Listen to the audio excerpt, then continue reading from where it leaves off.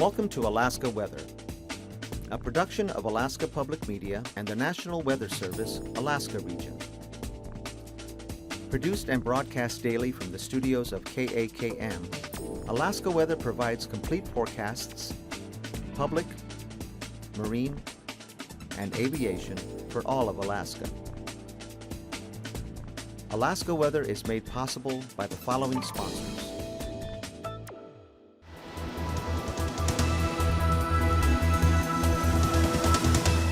The National Weather Service. Hey everyone, I'm Dave Percy and thanks for joining us for Friday's edition of Alaska Weather.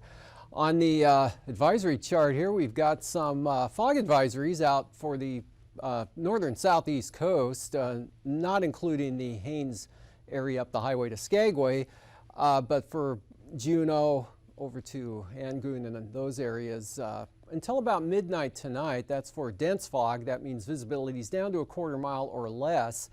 And the idea is that after midnight, enough northeast wind will get into most of these areas and clear it out. So this evening looks to be the foggiest, and then improving thereafter. It won't disappear altogether, but it'll be a little more patchy, and the areas that are the worst will probably be something above a quarter mile.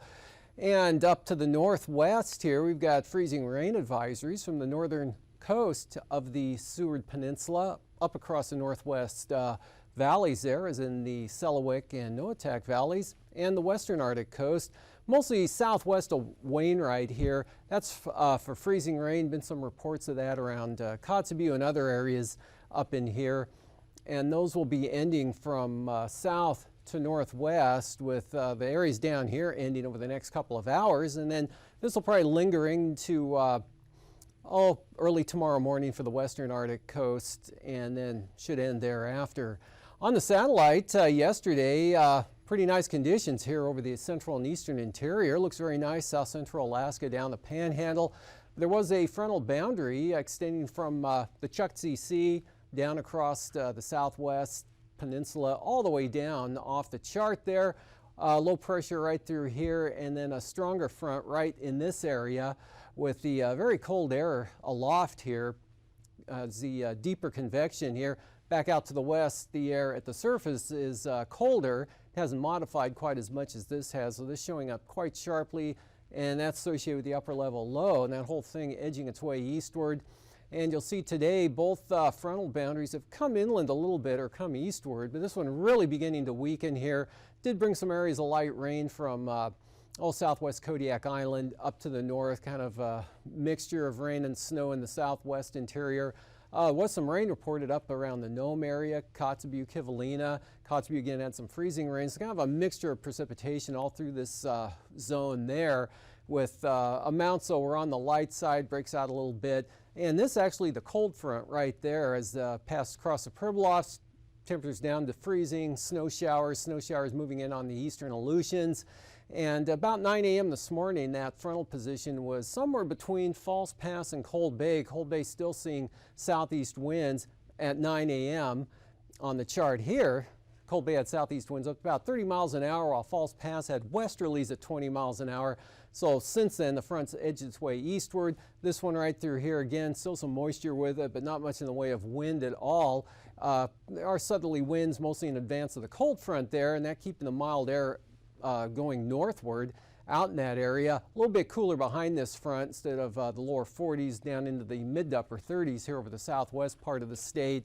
And those winds ahead of the front gusting as high as 45 miles an hour or so at Cape Lisburne there, with rain, temperatures in the mid to upper 30s. And then that mixture of freezing rain, snow, or just plain rain extending back down into the northwest interior. Then it ends abruptly, and you get into some pretty nice conditions with high pressure over the eastern interior, light winds. Again, some dense fog starting in the day out over portions of Cook Inlet, especially northern Cook Inlet. That lasted into the afternoon over in and around the Juneau area, but northeast winds at Skagway gusting up to about 35 miles an hour. Of course, much drier conditions there, and that should help dissipate the fog this evening on toward midnight and after. Looking at the forecast for tonight, This trailing edge of that first frontal boundary may bring a few light flurries or some areas of light snow, mostly up to the western Alaska Range on the western slopes. Nothing to the east, but some variable clouds. No wind at all with that. A little bit more extensive area, some light snow or flurries as that thing passes along the Arctic coast and north slope, mostly from the Brooks Range here on up to the north. So look for some marginal VFR conditions to move into the Anaktuvik area. Snow and gusty winds continuing here. Again, after midnight, freezing rain threats about over there with the colder air coming in behind this with the high pressure area. Starting out this evening, some rain and snow showers over Bristol Bay, and then with the upper level low, some pretty good snow showers could drop an inch or two here along the Alaska Peninsula. Nelson Lagoon, Cold Bay, King Cove could pick up 1 to 2 inches at the most, heaviest there in the higher elevations, and snow showers extending back into the Unalaska area. Drying out over St. Lawrence Island, winds diminishing, and then we have this strong frontal boundary out here that today brought wind gusts of 70 miles an hour to Shemya. That'll be moving eastward with the storm force winds, and gale force winds will be gradually edging their way eastward tonight in toward Adak, but may not make it. Most of the energy heading up to the north, and really not all that much movement to the east. Another low center develops and comes northward on that frontal boundary up to about this position, so it looks like snow for the western Aleutians. Winds mixing in with precipitation, but not bad here over the central Aleutians tomorrow. Light winds over the eastern Aleutians. Snow showers mostly shifting off to the east. Band right through here could bring, again, 1 to 2 inches of snow from the Alaska Peninsula up in toward the Dillingham, Togiak area into the Kilbrook Mountains. That's where the heaviest snowfall will probably occur. And along the mountains there, the Aleutian Range. Look for chance of snow into King Salmon. Mostly cloudy here over the interior. Some partly or partial clearing, but not a whole lot. Just some light stuff up there along the Arctic coast. High pressure now in over St. Lawrence Island and along the coast there for light winds and possible clearing, but be quite an extensive area, marginal VFR and some IFR out there. VFR with sunshine here over the interior tomorrow. After the patchy morning, low clouds and fog with not much wind gradient at all. Variable clouds there for Kodiak Island, and then some rain and snow showers from the Queen Charlottes here associated with this frontal boundary, mostly to the south from Dixon Entrance southward across the Queen Charlottes. So the southern areas there could see some clouds, but dry, and then these northeast winds. Look for a sunny day, kind of cool. Gusty winds, high as 35 miles an hour in the channeled areas over the northern southeast coast areas. Light winds up on the Arctic coast. And second day of the weekend, looking sunny here for the Panhandle and occasionally breezy. All the way back up into Yakutat, mostly sunny. Again, some areas of low clouds and fog over the Copper River Basin, maybe Prince William Sound, possibly Cook Inlet here due to the lighter wind conditions, but looking mostly sunny up over the eastern interior. Call it partly cloudy through the central areas, mostly cloudy up in the Arctic coast with some light snow likely, and lower conditions, fog over the east side, but dry in the west. Pretty nice out here. Offshore flow pushing the clouds all the way out down to the Pribilofs probably. The snow showers here along this area, this system actually coming up, well, the remains of the upper level low sort of backs its way down, latches onto some moisture here farther to the south, and that'll bring a shot of rain and snow, or snow changing over to rain from Kodiak Island to the Alaska Peninsula, but whatever gets into Bristol Bay will be in the form of snow. That'll extend back into the eastern Aleutians. Just a chance of snow as it looks at this point in time coming into the Unalaska areas, but high pressure up over the Bering Strait. Much of the remainder of the state will be under the domination of high pressure, so not a lot going on, just fair weather. The Aleutians, dry easterly winds out here blowing along the Aleutians with higher pressure to the north, and that's going to hold that system way out to the west and send it on up into Russia. Temperatures this afternoon at 4 p.m. First over the southeast coast, pretty uniform with mid to upper 30s, warmest in the south, 34, and again the fog in Juneau, 37 at Yakutat, and a 34 over Cordova. Homer had 36 and 20s here over Cook Inlet in south central Alaska. Talkeetna only at 10, 8 degrees Galcana, and 22 at Nenana, or actually that's the Denali Visitor Center, 22 degrees, but closer to zero there in the Tanana Valley, ranging from 3 at Fairbanks to 4 at Tanana. -6 at Fort Yukon, and 8 below up at Arctic Village. 10 above though at Anatuvik. Kind of a range here, anywhere from 0 to 15 through the central interior. 27 at Ambler. And again, the wind, clouds, and those south to north flow here showing temperatures in the mid-30s there over Kotzebue Sound. Coming down a little bit here with the southwest interior there with 33 at Bethel. That's down from about 40 earlier today, and mostly on the plus side of 0 on the Arctic coast there, except for Barrow. They had 2 below, and Wainwright here at 26. The 43 out there at Gamble, that's a misprint. Their sensor actually went inoperative today. 32 at St. Paul, mid-30s over the Aleutians, upper 30s for the eastern Aleutians there on Alaska, on up to lower 40s for the northeast Bristol Bay area. For the lows tonight, dropping below 0, anywhere from 10 to 20 below over the interior. Coldest areas here in the east, 20 above or more, 20 to 25 above here in the west, to lower 30s over the Bristol Bay areas. Above freezing for the Alaska Peninsula, down into the 20s for the Pribilofs, generally below freezing for all of the Aleutians, and quite a range over the southeast coast, upper teens, 20s to lower 30s down toward Metlakatla. For the highs tomorrow, looking on the plus side of 0 tomorrow afternoon, most areas here over the eastern interior, coldest down to the Copper River Basin, milder again back to the west here. Upper 30s for Bristol Bay to mid-20s to lower 30s here around the Seward Peninsula areas, and should be below freezing most areas tomorrow afternoon here over the northwest part of the state, and the Aleutians in the 30s. For flying weather, look for some pretty good VFR here along the southeast coast. There could be some areas of low stuff persisting here, but generally improving, and mostly VFR everywhere. North Gulf Coast really good all the way up the eastern interior. Western half of the state, that's where you see the marginal VFR at times here, especially up along the Alaska Range, back down along the Bristol Bay side of the peninsula here. IFR up along the southern slopes of the western Brooks Range, and then kind of hit and miss along the Arctic coast, but really good here off to the east. Good VFR over the Bering Sea, but with that next system out there, kind of a widespread area of IFR.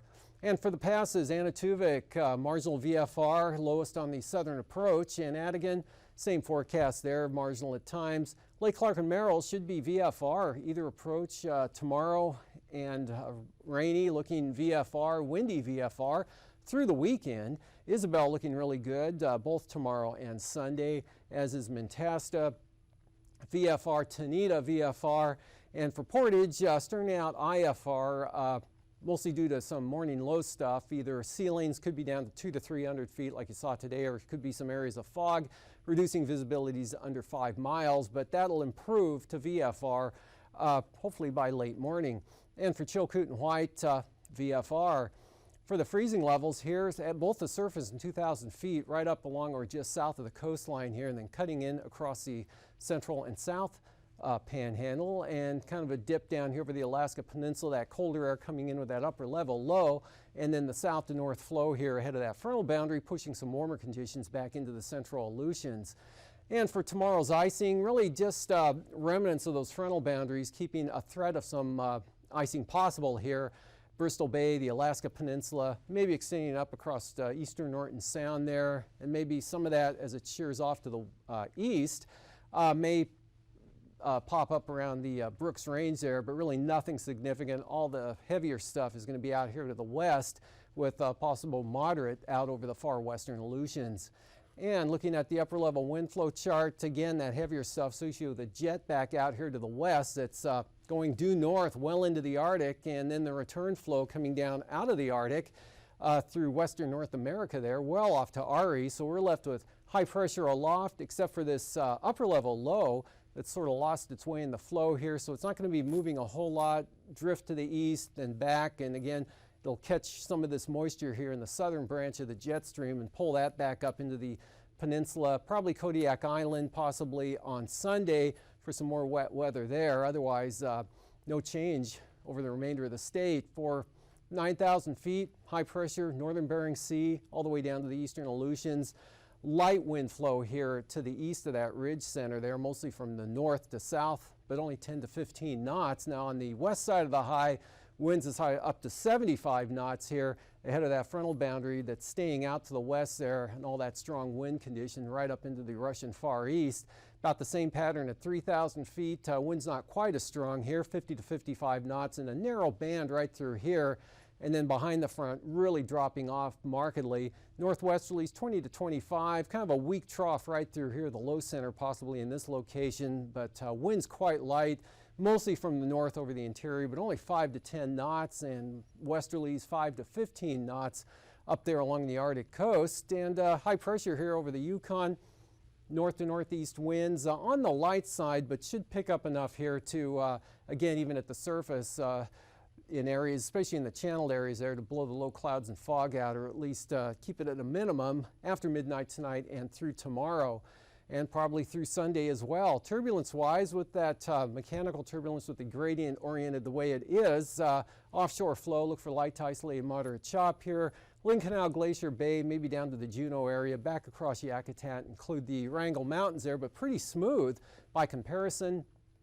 Kodiak Island, comparison for the last couple of weeks, all the way up to the Arctic coast, turbulence-free, even out into the eastern Bering Sea. Then you pick up where the strong winds were, maybe some severe here, but out there in the north or the west 40, Amchitka, Kiska Island could be severe, mostly below 9,000 feet. But Adak and Atka won't be that bad, just light to isolated moderate chop possible for those areas. And after hangar flying, I'll be back to look at the boating forecasts.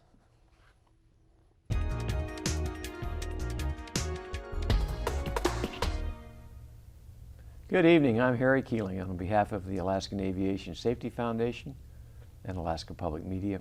Welcome to Hangar Flying.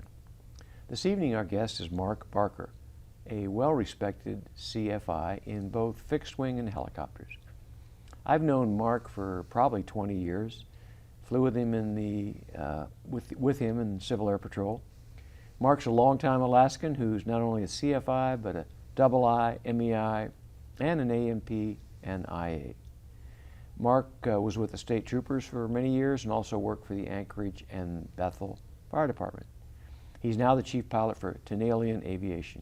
Mark, welcome to Hangar Flying. Hi, Harry. Good to see you.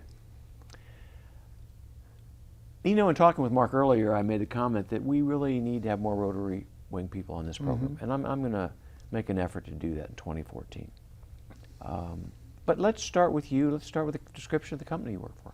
Yeah, well, it's Tenalian Aviation. Our headquarters are actually in Port Ellsworth, out on Lake Clark, probably just about the prettiest place in Alaska, and now I'm in trouble with the rest of Alaska. But we just opened in about half a year ago a hangar here in Anchorage and an operation here in Anchorage, so we're splitting the operation between Lake Clark and here. I'm the chief pilot, but we also have a flight school associated with us too, and I help manage and run the flight school here in town.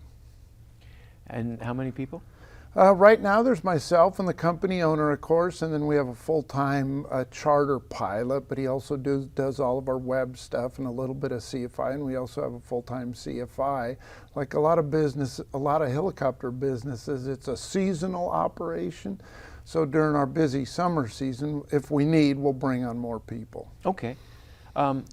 Mark, you've flown a lot of different kinds of aircraft, and including many different kinds of airplanes. Mm-hmm. Since we don't have a chance to talk to helo pilots much, what stands out in your mind about helos, good or bad? You know, the big thing for me, I think, was it was an itch I wanted to scratch. I always wanted to be a helicopter pilot. You know, you watch them fly over and it looks intriguing too. I think most of us, and you always want to try it, and I was able to get my helicopter license. And I think after doing that, it made me a better airplane pilot. The helicopter is more precise. You have to watch and see things. You notice things that sometimes we all get lazy doing in the airplane. And I noticed when I went back to the airplane, I would now see those things. And it made me, I think, like I said, a more precise, better airplane pilot. Okay. Is there a flip side to that? Is there a negative transfer of knowledge? You know, there's probably 4 or 5 things that you do in a helicopter that are 180 degrees of what you would do in an airplane. let me see if I can pick one out. You know, in an airplane, most all of us have a stall warning system. So if we slow the airplane down too much, it's on the edge of a stall, this horn's going to ring, and it's kind of going, hey, Harry, wake up, you better do something. In a helicopter, it flies by the rotor RPM, keeping the rotor going a certain RPM. And we have a warning horn and a light in there that tells us that the rotor speed's getting too slow. Kind of, hey, Mark, wake up, your rotor speed's getting too slow. The difference is, in an airplane, when you hear that little horn, you're going to push forward, get your airspeed back up. In the helicopter, besides lowering the collective, I come aft on the stick, the cyclic, to get that rotor speed back up. So that's an example of how something in the airplane would be 180 degrees of what you do in a helicopter. So I'll bet you've got some tips as a CFI on yeah, how to teach that or be and aware of it. Especially with these new little Robinson helicopters that are out, both the 44 and the 22, they're so good and they're so reliable. A lot of people are buying them, and we have a lot of people come to us, and I have people come to me personally that are airplane pilots now moving into the helicopter. They want to try the helicopter thing, and I spend a lot of time trying to break some of those negative things. Then they're not negative in the airplane, you just don't want to do them in the helicopter. And so I've come up with little tips and tricks and things that I can do to sort of beat you about the head and face, so when certain things happen, you do the correct helicopter thing, but we don't want to break it so bad that when you're in your airplane, you don't do the correct airplane. So give me a quick example. I spend a lot of time with a person just flying through the air, going straight and level in the helicopter, and this is in the very beginning when you're first learning. Slowing down, speeding up, slowing down. I'll take a guy from, say, 30 knots up to 80, back to 30, back to 80, back to 30. Because in doing that, you are reinforcing over and over and over these helicopter skills and maintaining the same altitude, but you're really concentrating on your pitch, what you see in the pitch, and really concentrating on your airspeed. And that helps me start walking you into some of the emergency procedure things where you could get goofed up if you did your airplane thing when the emergency happens. Well, Mark, we've run out of time. I really appreciate you being on the program, and I'm going to ask you to come back, and we're going to pick it up there. And I got a bunch of questions about helicopters, so Wonderful. if I get you back, we'll pick it up where we left off. And hopefully take you for a ride. There you go. Thanks for being on the program.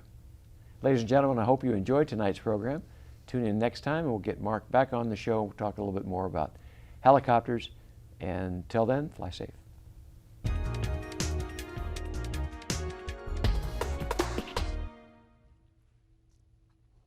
Welcome back. Look for mostly north and northwesterlies, 10 to 15 knots here out along the coastline. Gustiest winds will be up here over the northern inside waters. Small craft advisories, higher gusts up there, and northeasterlies through the central inside waters. Quite gusty here. Whenever they get east-northeasterly, it can go from dead calm in one area and to northeast 25 in another. And for Sunday, a little more general northeasterly winds at about 25 knots, higher gusts, particularly up there around Lynn Canal, all the way down to Stevens Passage, and northeasterlies up to 20 knots now over the southern inside waters, but remaining light out here along the coastline from a general northeast direction, but only 10 to 15 knots. And for the Prince William Sound areas as well as the North Gulf Coast, all variable at 10 tomorrow. Same thing for Cook Inlet, light winds continuing. Northwesterlies, 20 knots or so here across the Barren Islands and Kodiak Island, only 15 knots. For the Sunday outlook, easterlies here at about 15 on the east side of Kodiak Island. Could be up around 20 or so, or 22 knots down towards Sitkinak, but staying light there, Shelikof Strait from a northeasterly direction, and that pattern extends all the way up through the Forelands and into northern Cook Inlet, as well as Prince William Sound, all light winds. Easterlies at about 15, North Gulf Coast and the Barrens. For Bristol Bay, northwest 20. That extends all the way down to Cape Sarachev, and as well as on the south side too, also with northwest 15 there from Sitkinak over to Chignik. And then those will turn easterly and come up to about 25 knots. Again, that system coming up from the southeast there, as the upper level low pulls back to the west a little bit. So look for an increase in the winds, at least the small craft advisories for the western peninsula, as well as on the north side here with a higher pressure back to the west. Should put enough of a squeeze on the atmosphere to bring small craft advisories here for the western part of the peninsula there on the Bering Sea side, but lighter on the Pacific side, only looking at 20-knot winds at this point in time, but seas still up to 9 to 10 feet. For the Aleutians, again, the gale force winds will go south 40, so we should lose the storms that we saw today and into this evening, and about 20-foot seas with that. Again, the gales probably won't make it into the ADAC area, so we'll go 25 to 30 knots, coming down to 15 to 20 over the eastern Aleutians, getting a little more squirrely over toward Unalaska. And then for Sunday, easterly winds here, 15 knots into the central areas, and then they become northeast at only 15 knots here for Atka, and about 20 knots on up toward the Fox Islands. Then for the Bering Sea coastline here, northwest for St. Lawrence Island. For the southwest coast, 15 to 20 knots northwest here, 20 knots from Macoriac down to Cape Newenham in that zone. Just southwest 15 for the Pribilofs, south 30 knots for the areas mostly near and west of St. Matthew Island. Then for the Sunday outlook, high pressure ridging right over the eastern or the St. Lawrence Island area, so light variable winds there. Northeast 15 here to 20 knots, again strongest on that southern portion of that marine zone. For the northern Bering Sea, southeast at roughly 15 knots, and the Pribilofs, northeast 20 looks about right now for Sunday. For the Arctic coast, very light winds from the west, from Kaktovik all the way back into the central coast. Southwesterlies on the west side, but only 15 knots, so a lot less wind tomorrow than what you saw today here, especially with the Cape Lisburne areas, and then up to Point Hope, light winds at 10 from the south for the Chukchi Sea. And then for Monday, These forecasts are to be used for planning purposes only. Call 1-800-WX-BRIEF for a formal pre-flight briefing. Always file a flight plan before you go flying. The U.S. Coast Guard Auxiliary urges you to leave a float plan with a friend or the harbor master before you go boating. Alaska Weather is made possible by the following sponsors.